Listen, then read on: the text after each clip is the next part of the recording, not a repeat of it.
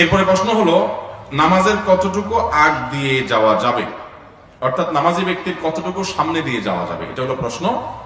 খুব দরকারি একটা প্রশ্ন।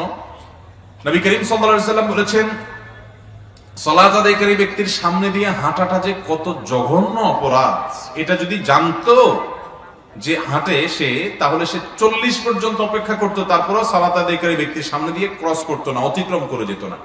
এই জন্য সালাত আদায়কারী ব্যক্তির সামনে দিয়ে হাঁটতে হলে হয় তার সামনে একটা সূত্রা লাঠি বা পিলার কিছু দিয়ে না হাঁটবেন, তার বাইরে দিয়ে, এরিয়ার বাইরে দিয়ে হাঁটা যাবে।